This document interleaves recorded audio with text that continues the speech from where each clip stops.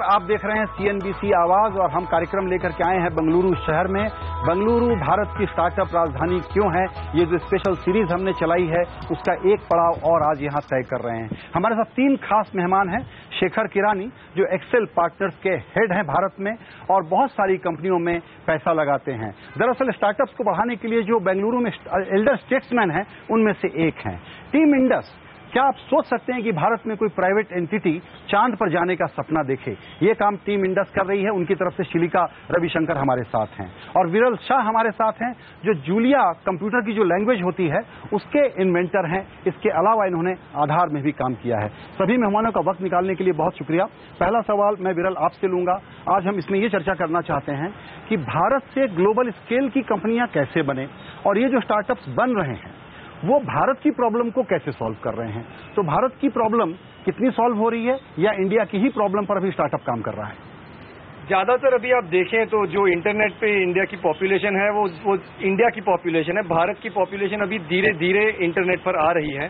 तो जो पहली रंग की जो स्टार्टअप्स हैं वो ज्यादातर मेरे हिसाब से इंडिया की प्रॉब्लम सॉल्व कर रही हैं। आप बेंगलोर में देखेंगे, मुंबई में देखेंगे, कलकत्ता में, दिल्ली में देखेंगे। लेकिन धीरे धीरे जो second tier, third tier, fourth tier towns हैं यहाँ पर भी स्टार्टअप एक्टिविटी बढ़ रही है।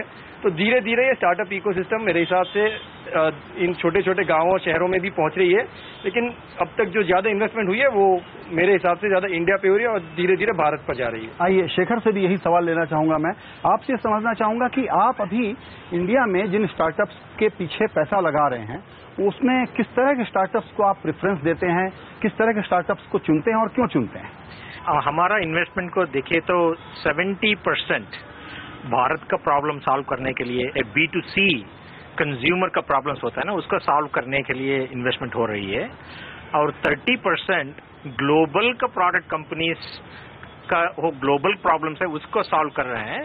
और ग्लोबल प्रॉब्लम तो इंडिया की भी होता है बट ग्लोबल में नंबर 1 आने के लिए ये स्टार्टअप शुरू हो रही है, उसको में 30% हम कर रहे हैं। सो हम जब देखते हैं ना स्टार्टअप में वो 3 खास बात होती है। एक है वो मार्केट का क्या प्रॉब्लम सॉल्व करने के लिए जा रहे हैं। छोटा छोटा प्रॉब्लम हम नहीं कर सकते, वो तो एंजल इन्वेस्टमेंट कर सकते हैं, पेरेंट्स का मनी के दे के बिजनेस शुरू करते हैं।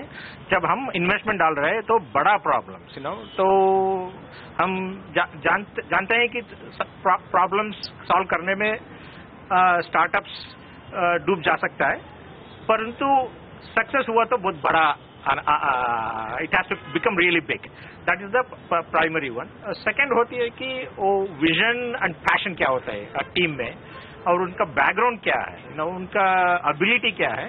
सो कैसे लोग कम टुगेदर वो प्रॉब्लम सॉल्व करने के लिए। आप एग्जांपल अभी मुझे देखिए बता रहे थे, उसके बारे में बताइए कि फिनटेक में आपका इंटरेस्ट क्यों है या आंखों की प्रॉब्लम सॉल्व करने में आपका इंटरेस्ट क्यों है? हाँ, सो देखिए फिनटेक का प्रॉब्लम देखे तो इंडिया में $150 बिलियन का वो मार्केट होता है, उसमें एसेट बैकअप नहीं है। तो वो लैंडलॉर्ड से ले रहे हैं पैसे 25%, 30% लेके, इवन दो अपना वापस करने का शक्ति है, फिनटेक में लोन का वापस करना शक्ति है, फिर इंटरेस्ट रेट बहुत होते हैं unless there is an asset backup. वो जब हो रहे हैं कि अभी नए स्टार्टअप शुरू हो रहे हैं, वो क्या कर रहे हैं कि और डेटा अपना पर्सन का डेटा क्या होता है उसको बैकग्राउंड चेक करके विदाउट एसेट बैकअप लोन देने के लिए तैयार हो रहे हैं। वो टेक्नोलॉजी का आंसर है, टेक्नोलॉजी यूज कर रहे हैं। टेक्नोलॉजी फेसबुक का, ट्विटर का, लिंक्डइन का और व्हाट्सएप का इतना मैसेज हो रहा है, वहां से वो पर्सन वापस कर सकता है नहीं, वो असेस कर रहे हैं, उसके साथ लोन देने के लिए तैयार हो रहे हैं। ऐसा टेक्नोलॉजी कंपनीज शुरू हो रहे हैं बेंगलुरु में ही और भारत में ही। बिल्कुल। आइए अब शिलिका आपसे समझना चाहते हैं, गूगल एक्स प्राइज में टीम इंडस विनर रहा और अब आप लोग अपना एक रोबो या उसको जो भी यान कहें उसको चांद पर भेजने की तैयारी कर रहे हैं। ये हमको बिल्कुल सपने जैसी बात लगती है। आप लोग क्या कर रहे हैं? तो टीम इंडस एक स्पेसक्राफ्ट बिल्ड कर रहे हैं और हम एक ग्रुप है आम आदमी के जैसे स्पेसक्राफ्ट बिल्ड कर रहे हैं जो मून पे लैंड करेगा। तो ये हम अगले साल करेंगे। हमारे पास असिस्टेंट बहुत है, इसरो साइंटिस्ट हमारी मदद कर रहे हैं। हम एक ग्रुप है यंग डायनामिक लोगों के साथ जो ये कर रहे हैं। आप देखो तो स्पेस इंडस्ट्री एक global industry, globally 300 to 500 billion industry है जो by and large government control है। तो अमेरिका में एक दो कंपनियां हैं जैसे स्पेस एक्स है जहां पे वो प्राइवेट सेक्टर में आ गए हैं। हमारा ये होप है कि हम भी यहाँ से कुछ डिस्ट्रप्शन कर पाए और इसको ये जो गवर्नमेंट डोमेन है उसमें जो प्राइवेट बाउंड्रीज है वो थोड़ा सा खोल पाए। तो ये सिर्फ एक स्पेस क्राफ्ट भेजने की बात नहीं होगी, इससे रिलेटेड और दूसरे बिजनेसेस भी आप करेंगे। लेकिन इस वक्त आपके बिजनेस को नॉन सीरियस न समझा जाए इसके लिए हम बता सकते हैं कि एक्सेल पार्टनर जैसे लोग, नंदन नीलेकणी जैसे लोग, शरद शर्मा जैसे लोग इस प्रोजेक्ट को बैक कर रहे हैं। विरल, हम लोग बाहर से बैठ करके जब बात करते हैं और एक मिडिल क्लास फैमिली में डिस्कशन होता है, जॉब और एम्प्लॉयबिलिटी और एम्प्लॉयमेंट सबसे बड़ा इशू है, तो बहुत सारी फैमिलीज में यह है कि बड़े ब्रांड में काम करो, स्टार्टअप में जाकर के कहाँ नौकरी करोगे। टैलेंट के बारे में सुनते रहते हैं, फिर ये सुनते हैं कि यहाँ तो फॉर्मल एजुकेशन के सिस्टम की लोगों से जो निकल के आते हैं उनकी आपको जरूरत ही नहीं है, कंप्यूटर पे बैठ के कोई भी कुछ सीख ले और आपके पास आ जाए। टैलेंट के बारे में बताइए। अभी मैं आपको एक कहानी बताता हूँ। मैंने अभी एक ऑफर लेटर भेजा था एक प्रॉमिसिंग यंग स्टूडेंट को, और उसे काफी हाई सैलरी ऑफर की गई थी, समझिए 12 लाख के आसपास। लेकिन उनके जो घर पे बुजुर्ग लोग थे उन्होंने बताया कि अभी तेरी शादी नहीं हुई है, तो ये सब स्टार्टअप में रिस्क लेने की जरूरत नहीं है तुझे।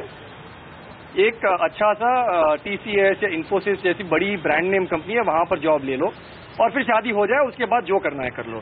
तो अब उसकी शादी हो गई है, शायद वो वापस आ जाएगा हमारे पास। लेकिन ये जो रिस्क अवर्जन है, जो मार्केट में रिस्क अवर्जन जिसे कहा जाता है, ऐसे लोगों की करियर्स में भी रिस्क अवर्जन रहता है और ज्यादातर वो घर से प्रेशर फैमिली से आता है। और मेरे हिसाब से स्टार्टअप्स अभी तो इतनी बड़ी इकोसिस्टम बन गई है स्टार्टअप्स की बैंगलोर में। फ्लिपकार्ट को भी लोग स्टार्टअप कहते हैं, लेकिन अभी इट इज नॉट फेयर कि उसको स्टार्टअप कहा जाए, ये सेफ कंपनी बन चुकी है। फ्लिपकार्ट और गूगल जैसे जॉब अब एक हो गए हैं। हाँ, अब वो एक हो गए हैं। तो इन कंपनियों में अभी इनकी ब्रांड बढ़ रही है और शायद घर के जो एल्डर्स हैं वो अपने बेटे बेटियों को इन जगह काम करने भेजेंगे, ऐसा मुझे लग रहा है। लेकिन आजकल इंजीनियरिंग कॉलेज की जो इम्पोर्टेंस थी, मेरे हिसाब से वो कम होती जा रही है, क्योंकि लोग अभी ऑनलाइन कोर्सेज करते हैं जिनको मूक कहा जाता है, और वहां पर से सीख के अपने आप प्रोग्रामिंग सीखते हैं, अपने आप ऐप बनाते हैं, गूगल ऐप स्टोर पे डाल देते हैं, लोग डाउनलोड कर लेते हैं, तो वहीं पर उनकी जो कैपेबिलिटी है वो प्रूव हो जाती है। तो इंजीनियरिंग डिग्री 95%, 96% मार्क्स की वैल्यू कम हो गई और प्रैक्टिकल नॉलेज की वैल्यू ज्यादा है। शेखर, अभी आप बता रहे थे कि आपने तो अपने परिवार में ही एक कंपटीशन चला दिया है, स्मार्टफोन भी दे दिया और कह रहे हैं कि कोई मोबाइल ऐप बना करके दिखा दो। आप इंडियन फैमिलीज से क्या कहना चाहेंगे, अच्छा टैलेंट अगर अट्रैक्ट करना हो हिंदुस्तान के नए स्टार्टअप्स में? तो मोस्ट ऑफ द फैमिलीज अपना बेटा बेटियों को marks, high marks as a major कर सकते हैं, पुश करते हैं कि मार्क्स अच्छा आने के लिए, लेकिन स्किल के लिए नहीं करते हैं। अगर स्किल के लिए फोर्स कर दे तो नाउअडेज तो 500 में एक फोन मिलती है, सब टूल्स फ्री में मिलती है। एक महीना में कोई भी लड़का लड़की वहां प्रोग्रामिंग करने के लिए, अपना प्रॉब्लम सॉल्व करने के लिए, अपना फैमिली का प्रॉब्लम सॉल्व कर सकते हैं, अपना प्रोग्राम सॉफ्टवेयर लिखे। अगर वो स्किल बताता हूं, तो जब people learn how to demonstrate skill, not how to demonstrate marks. अभी क्या हो रहा है कि सब स्टार्टअप में रिक्रूटमेंट स्किल से हो रहे है, मार्क्स से नहीं हो रहा है। चेंज हो रहा है अभी। पहले मार्क्स से ही हो रहा था, अभी स्किल से हो रहा है। अब जब इंटरव्यू को आते हैं लोग, उनको और स्किल के बारे में पूछते हैं, अपना क्या बना दिया है बिफोर, वो दे वांट टू सी। और वहाँ 2-3 हैकाथॉन बोलते हैं, 2-3 दिन के प्रोग्रामिंग का कॉन्टेस्ट करते हैं। whoever अच्छा करता है ना, उनको अच्छा सैलरी भी देते हैं। सो स्किल के बारे में क्या क्या कर रहे हैं इंजीनियरिंग या MCA, MBA क्या भी कर रहे हैं, मार्क्स प्लस स्किल्स। स्किल से उनका जॉब मिल सकती है, ज्यादा मिलेगा। शिलिका, आपसे भी हम यही समझना चाहेंगे कि आप जिस स्पेस में हैं उसमें जिसको कहते हैं हाई टेक या बिल्कुल एडवांस टेक्नोलॉजीज, हिंदुस्तान में है कि मास लेवल पर इंजीनियर पैदा कर लो, डॉक्टर पैदा कर लो, MBAs पैदा कर लो, तो ये जो बिल्कुल टॉप एंड है स्किल का या नॉलेज का या टैलेंट का, उसमें किस तरह के नए सनराइज एरियाज हैं जिसमें हमारे युवाओं को पढ़ना चाहिए? आजकल सबसे एडवांस टेक्नोलॉजी एरोस्पेस होगा, जैसे हमारे जैसे टीम इंडस है, जैसे शेखर ने बोला हमारा भी फोकस जो है स्किल्स पे होता है, बट थोड़ा सा I want to disagree with जो विरल बोल रहे थे. We have so many children who come, so many kids straight from college who have that. I think आज के जो यूथ है वो रिस्क वर्जन थोड़ा कम हो रहा है. They are willing to come take a risk.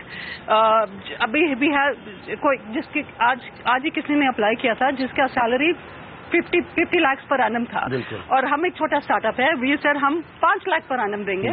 पर ये असाइनमेंट इतना एक्साइटिंग है कि that risk ability I think is increasing in the youth, and that is why they need to start focusing on skills, and many such startups give you those many more opportunities. बिल्कुल. विरल, last question आपसे briefly.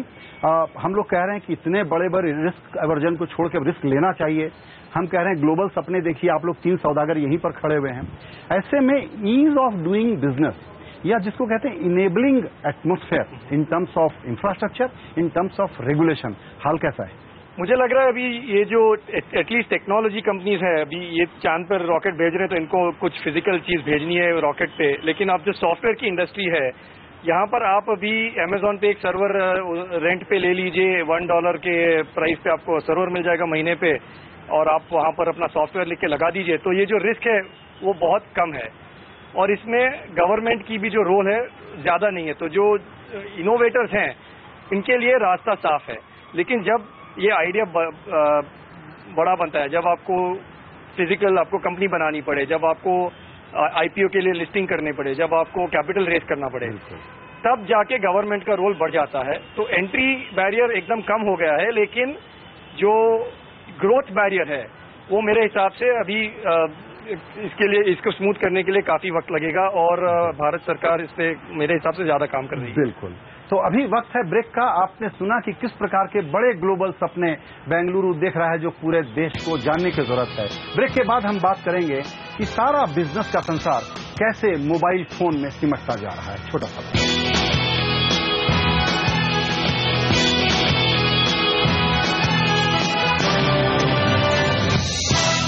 आप देख रहे हैं startup राजधानी बेंगलुरु. दरअसल बेंगलुरु तो हमारे लिए बहाना है, पूरे देश में स्टार्टअप के बारे में जोश जगाना है, इसीलिए आज हम बेंगलुरु पहुंचे हुए हैं. हमने अभी बात की आपके सामने कि किस प्रकार से ग्लोबल सपने हिंदुस्तान के स्टार्टअप देख रहे हैं और हिंदुस्तान के प्रॉब्लम को सॉल्व करने के लिए क्या काम हो रहा है. और सारा कुछ जो काम हो रहा है वो एक मोबाइल स्मार्टफोन के जरिए हो रहा है. 3 ऐसे मेहमान हैं हमारे साथ जो इसी पर काम करते हैं. नंदन रेड्डी को फाउंडर है स्विगी के, फूड डिलीवरी कंपनी है. इनके साथ हैं हमारे पास प्रियांक स्वरूप जो कि एक्सेल पार्टनर में काम करते हैं और मोबाइल के जरिए बिजनेस करने वाली कंपनियों पर खास एक्सपर्टीज है उनकी.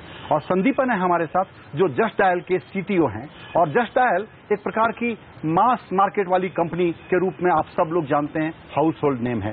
संदीपन, पहला सवाल आप ही से होगा कि ये एक प्रकार का बेंगलोर के लिए दूसरी बड़ी छलांग है बेंगलोर में स्टार्टअप इकोसिस्टम को बढ़ाने के लिए. तो ये अभी फैंसी चीजों पर काम हो रहा है या मास मार्केट पे भी यहाँ बहुत काम हो रहा है? दोनों तरह के काम हो रहा है. एक तो ऐसे काम हो रहा है कि बहुत कुछ वेस्ट से कॉपी करके हो रहा है, बट जैसे हम लोग जैसे जो लोग हैं एकदम आम आदमी के लिए काम करते हैं बोल सकते हैं, कोई पॉलिटिकल नहीं बात कर रहा हूँ. तो वो जो बात हो रहा है दोनों तरह का बात हो रहा है. ऐसे डिमांड और जो जरूरत है वो हर पोर्शन में है, और ऐसे हो रहा है कि बहुत लोग पहले बार इंटरनेट या ऐसे कोई तकनीकी जो खूबियां है वो महसूस कर रहे हैं पहले मोबाइल से, क्योंकि वो लोग कभी PC देखे भी नहीं है, टैबलेट उनका बजट के बाहर है, तो मोबाइल से ही हो रहा है. तो मोबाइल का जो फोकस है उससे सब तरीके का चीज हो रहा है, बट एडॉप्टेशन शायद उसका ही ज्यादा होगा जहां पर मास मार्केट अपील हो, क्योंकि अल्टीमेटली 100 मिलियन इंडिया के लिए बहुत कम है. जब तक 500-600 मिलियन लोग यूज नहीं करेंगे तब तक वो मास मार्केट बुला नहीं जाएगा, क्योंकि हम लोग का पॉपुलेशन भी उतना ज्यादा है. तो जो स्पीड चल रही है प्रियांक, उसमें यह है कि बहुत तेजी से 50 करोड़ स्मार्टफोन तो लोगों के पास हो जाएंगे और लोग उसको कंज्यूम करना चाहेंगे.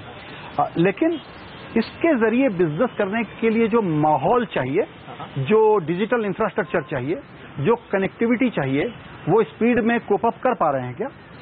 देखिए, अभी इंफ्रास्ट्रक्चर तो बन रहा है। अभी भारत की सरकार ने डिजिटल इंडिया इनिशिएटिव लॉन्च किया है। रिलायंस जियो कर रहा है, सारे एयरटेल, टाटा सब लोग पैसा डाल रहे हैं इसके अंदर, और इट इज बिकमिंग जैसे रोटी कपड़ा मकान। अब रोटी का कपड़ा मकान और इंटरनेट एक नई चीज हो गई है। लोग अपने फोन से दूर नहीं रह सकते, लोग अपने फोन को बार बार देखते हैं, लोगों को देखना होता है व्हाट्सएप पे क्या मैसेज आया।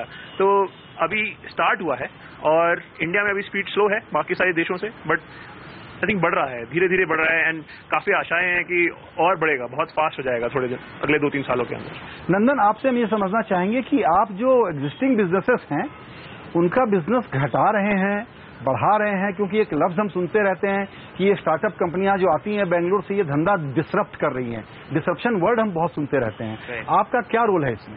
नहीं, हम तो एक्चुअली हम तो एग्जिस्टिंग रेस्टोरेंट्स जो है एक एरिया में उनको कनेक्ट करते हैं कस्टमर्स को। Swiggy is just a mechanism for us to connect restaurants and make those restaurants give better service to customers, because हम जो है we deliver the orders on on. So there is no disruption. I think every company that is out there wants to be able to exist, leverage the existing infrastructure that is already there to make use of, give them more business, give small and medium businesses more customers, and at the same time making the entire process very easy. Priyank, आप ये समझाइए कि ये जो पूरा एक boom चला हुआ है, इसमें 2 तरीके हैं चीजों को देखने के। एक तो ये कि जो ट्रेडिशनल बिजनेसेस हैं उनमें टेक्नोलॉजी को लगा दें और कुछ पकड़ लें। दूसरा है कि ये आइडियाज आते कैसे हैं, क्योंकि सारे डॉक्टरों को कोई अचानक एक युवा टीम आती है, जोड़ देती है और एक प्लेटफॉर्म खड़ा हो जाता है। प्लम्बर को जोड़ लेते हैं, काम वाली बाई को जोड़ लेते हैं, इस प्रकार की हाउसकीपिंग सर्विसेज को जोड़ लेते हैं। तो ये बिजनेसेस हमारी तरफ बिखरे हुए हैं, सिर्फ उस नजर से पहचानने की जरूरत है। ये आइडिया पकड़ते कैसे हैं लोग? आखिर में तो ये बात है कि किसका क्या कष्ट है। देखिए, तो ये जो भी बिजनेस बनता है उसको पैसा तभी मिलेगा जब आदमी हैप्पी होगा, जब कस्टमर जो है वो तभी पैसा देगा जब कहेगा कि हाँ ये मेरी प्रॉब्लम सॉल्व कर रहा है, तभी मैं पैसा दूंगा। तो जैसे नंदन को ले लीजिए या जसदाल को ले लीजिए, लोगों ने इसीलिए बिजनेस बनाया है कि यार ये प्रॉब्लम हमको आ रही है तो कैसे होगा सॉल्व। तो अब जैसे आपने एग्जांपल दिया डॉक्टर्स का, तो डॉक्टर्स का जैसे मैं यहाँ हूँ, मेरे पेरेंट्स दिल्ली में हैं, तो अब उनका ख्याल कैसे रखा जाए, तो उसके लिए मैं क्या करूँ। ऐसे मेरे जैसे बहुत सारे लोग हैं जो बेंगलुरु में आके बस गए हैं, पढ़ाई दिल्ली में करी है, दिल्ली के रहने वाले हैं, तो उनके लिए एक कंपनी खड़ी हो गई कि भाई ऐसे लोगों को अगर कराया जाए तो उनको मदद मिलेगी क्या, and it is very valuable. सब लोगों को लगता है कि हाँ यार मेरे माँ बाप का ख्याल हो जाएगा, तो मैं अगर आप मेरे को डॉक्टर ला के दोगे जो अच्छा डॉक्टर है, बता सकते हो कि अच्छा डॉक्टर है, मेरी रिपोर्ट्स आती रहेंगी, मुझे पता रहेगा कि मैं फोन पे बात हो जाएगी, लेकिन मम्मी पापा बताएंगे नहीं कि क्या कष्ट है। वहां पे कोई जा रहा है बार बार दोबारा देखने के लिए, वो बता सकता है। अच्छा, आप पैसा लगाने वाले लोगों में से हैं, ये बताएं कि अब जो इंडिया की नीड है उसके हिसाब से एक ई कॉमर्स वहां चल गया और ई कॉमर्स यहां भी बड़ा हो गया, कॉपी कर लिया, और एक है कि इंडियन प्रॉब्लम के हिसाब से सॉल्यूशन सामने लेकर के आना। तो इंडिया के यूनिक बिजनेसेस कौन से हैं जो स्टार्टअप आगे लेकर के जाने वाले हैं या पकड़ने वाले हैं? देखिए, इंडिया के अंदर जो अभी जैसे प्रॉब्लम सबसे रोटी कपड़ा मकान वॉज द बेसिक प्रॉब्लम, सब पे एक कंपनी फंड हो गई। उसके बाद अब लोगों को सैलरी, अब लोगों का जैसे लाइवलीहुड बढ़ाना है, सब लोगों की अपनी सैलरी बढ़ानी है, सब लोगों को पैसा ज्यादा कमाना है, उसके लिए क्या क्या चीजें चाहिए। जैसे एक हो गया इंग्लिश सीखनी है, तो उसके लिए अगर आप देखो अभी खोल के मोबाइल पे घर बैठ के आप मोबाइल पे इंग्लिश सीख सकते हैं। वैसी स्टार्टअप स्टार्ट हो गई है, आपको पैसे दे कहीं इंस्टीट्यूट में जाने की जरूरत नहीं है, घर बैठे बैठे आपको सबसे अच्छे से अच्छा एक उस तरह की स्टार्टअप हो गई। एक स्टार्टअप हो गई जॉब ढूंढने की स्टार्टअप हो गई, आपको यही नहीं पता कि जॉब कहाँ जाके ढूंढे। भाई इंटरनेट पे जो सॉफ्टवेयर इंजीनियर है वो naukri.com पे चला जाता है, लेकिन जो मेड है, जो बाई है, जो ड्राइवर है, उसको नौकरी कहाँ से मिलेगी, एंड उसकी तो और भी ज्यादा इंपॉर्टेंट है। जी संदीपन, आप चूंकि एक प्रकार के नेशनल कंपनी है, लेकिन आपका काम जो है वो लोकल सर्च का है। अब आजकल हम लोग हाइपर लोकल वर्ड बहुत सुनते रहते हैं कि हाइपर लोकल में बड़ी गुंजाइश है और बहुत सारी कंपनियां कर रही हैं। इस पूरे काम को दरअसल भारत तक ले जाने के लिए और भारत की जो प्रॉब्लम है, जिसमें सबसे बड़ी प्रॉब्लम समझते हैं कि एजुकेशन और हेल्थ है, उन चीजों पर कितना काम हो रहा है, जो सोशल प्रायोरिटीज हैं उन पर कितना काम हो रहा है? काम तो हो रहा है, बट फंडिंग कितना मिल रहा है उन लोगों को वो मालूम नहीं है। हर वक्त जब एक नीड होता है, कोई जरूरत होता है, तब कोई सॉल्व करने के लिए आते हैं। अगर वो एनवायरमेंटली सपोर्टेड हो रहा कि नहीं, वो दूसरी बात है। रही बात हम लोगों की, हम लोगों का हाइपर लोकल है, बट एक जनरल थीम है। एक आदमी जो आदमी होता है, उसको जो सोचने का तरीका है, ढूंढने का तरीका है, वो सिमिलर रहता है। बट हर जगह जाके उसका जो जरूरत का डेटा चाहिए, वो जुगाड़ करना पड़ता है हम लोगों को मेहनत करके, और वो मेहनत करना ही पड़ेगा कोई नया फील्ड में घुसने के लिए। अगर आप बड़ा बड़ा प्रॉब्लम देखेंगे तो हम लोग को जो कृषि विभाग का प्रॉब्लम है, वहां पर जो प्रॉब्लम है, या मेडिकल प्रॉब्लम है, शिक्षा का जो प्रॉब्लम है, ये सब सॉल्व करने के लिए एक तो एक प्राइवेट पब्लिक कोलैबोरेशन करना ही पड़ेगा। गवर्नमेंट को भी सपोर्ट करना पड़ेगा, प्योर प्राइवेटली नहीं हो सकता है। बट प्राइवेट क्या होता है कि प्राइवेट क्योंकि स्मॉल होते हैं, उनके इनोवेशन का स्पीड, नया तरीका सोचने का स्पीड ज्यादा होता है, उसको एडॉप्शन करके करना चाहिए। ऐसा नहीं कि हड़प के गवर्नमेंट ने पब्लिश कर दिया, उसको IPR रख के, उसको अच्छा तरीका देख के एनकरेज करके उसको करना चाहिए, मॉडल करना चाहिए। शुरू में लगा कि ये तो फूड डिलीवरी मोबाइल के जरिए बड़ी इनोवेटिव चीज है, लेकिन अब हम देख रहे हैं ऐसे काम बहुत सारे लोग कर रहे हैं। तो अब इसमें मी टू या कॉपी वाली सिचुएशन, सैचुरेशन वाली पैदा हो गई है कि बहुत हो गए, या अभी तो ये शुरुआत है और बहुत कुछ होना बाकी है? मैं समझता हूँ कि this is just the beginning. One is primarily कि the number of people who are using services are very very few still, right? Even for all the companies if you combine together, so the customer base is really small. So बहुत nascent सा industry है, and there are different things that people are doing. So मतलब we are the aggregators who basically go out and say that we'll put all the restaurants and you can pick where you want from. And there is another thing where there is another sort of a business model where people say that I will set up my own kitchen, but I won't set up a restaurant, I'll just do deliveries. So that is another sort of a model. So again, globally also, if you see, the food industry market is very it's kind of fragmented when you look at it from a restaurant level, right? So but from an aggregator level, there are people who basically kind of get consolidated. So मैं समझता हूँ कि aggregators जो है वो एक और साल में consolidate हो जाएंगे. There will be basically 2 or 3 players that will be left, and I think with respect to cloud kitchens, जो restaurants वो delivery only restaurants जो करते हैं वो बहुत सारे होंगे, and I think those will be the ones that will disrupt the existing restaurants per se. Frank, आप थोड़ा समझाइए, जैसे अभी उन्होंने एक बात कही कि जो बड़ी प्रॉब्लम है उस पर काम तो हो रहा है, लेकिन ये अलग बात है कि फंडिंग कितनी हो रही है। तो ऐसे जो भारत की प्रॉब्लम है उसको सॉल्व करने के लिए जो देशी फंड्स हैं या जो विदेशी फंड्स हैं, वो लोग कितने की, उनकी प्रायोरिटी एरिया क्या क्या है जब वो इंडियन स्टार्टअप को फंड करना चाहते हैं? जो फंड की प्रायोरिटी होती है वो इस तरह की होती है कि मुनाफा फंड का होना चाहिए। तो उसके लिए अगर कम, जैसे हम लोग का इस तरह से रहता है कि कम से कम 3-4 हज़ार करोड़ की प्रॉब्लम हो, तो वो एक तो दो तरह की प्रॉब्लम है। एक तो 3-4 हज़ार करोड़ का पैसा उसमें जा रहा है, बन रहा है, लोग खर्चा कर रहे हैं, तो उस पर आप कंपनी बना सकते हैं, कंपनी का IPO हो सकता है, कंपनी बड़ी बन सकती है। दूसरा है कि भाई बहुत ही इनोवेटिव प्रॉब्लम है कोई, जैसे किसी ने सोचा ही ना हो, जैसे अभी थोड़ी देर पहले बात हुई थी रॉकेट की, इंडिया से रॉकेट बाहर चांद पे जाए, चंद्रयान टाइप्स बने, अब उस तरह की प्रॉब्लम है। तो वो 2 तरह की प्रॉब्लम है, दोनों ही फंड होती है। अब जैसे एक और प्रॉब्लम है, इंडिया के अंदर जो मेडिकल डिवाइसेज हैं बहुत महंगे आते हैं। जब इंडिया में 1 करोड़ रुपए की मशीन अगर कोई डॉक्टर नहीं लगा सकता, तो उसके लिए हम लोग कंपनी फंड करिए फुरस, वो सेम 1 करोड़ रुपए की मशीन 20 लाख में बना रही है, और उससे अब इंडिया से बाहर चाइना में बिक्री हो रही है, ब्राजील में बिक्री हो रही है, USA जा रहा है माल, राइट? सो अब that is something which is Indian innovation. तो उस तरह की कंपनी की फंडिंग हो रही है, बट हाँ, पहले ये देखा जाता है कि उसमें मुनाफा बना पाएंगे कि नहीं। बिल्कुल। ये एक छोटा सा सवाल आखिरी, बिल्कुल 30 सेकंड में आप जवाब दें, आप दें जिनको भी इस विषय पर ज्यादा दिलचस्पी हो, कि एक तो हो गया मोबाइल और दूसरा है डेटा, बिग डेटा, जिसको सब लोग इकट्ठा कर रहे हैं। डेटा को लेकर के उस पर बिजनेस डेवलपमेंट करने के मामले में हिंदुस्तान अभी कहाँ, स्टेप 1 पे है, स्टेप 5 पे है, स्टेप 7 पे है, कहाँ है? एक्चुअली हम लोग बहुत आगे थे 2007 साल में, बट फिर पीछे पड़ गए। अभी इजराइल और जर्मनी ऐसे कुछ छोटे देश बहुत आगे बढ़ गया, बट मेरे ख्याल से अभी भी हम लोग 4-5 साल में तो होंगे। जैसे आप पहले वाला जो प्रोजेक्ट तय कर चुके हैं, हाँ, वो कर लेंगे, बट हम लोगों का सोच डेटा के बारे में बहुत ज्यादा है। हम लोगों का जो इनहेरेंट IQ है वो एनालिसिस में बहुत ज्यादा माहिर है। तो एक हाथ में मोबाइल और दूसरे हाथ में डेटा, ये 2 ताकत है जो हिंदुस्तान से सचमुच ग्लोबल स्केल के बिजनेस करने के रास्ते पर है।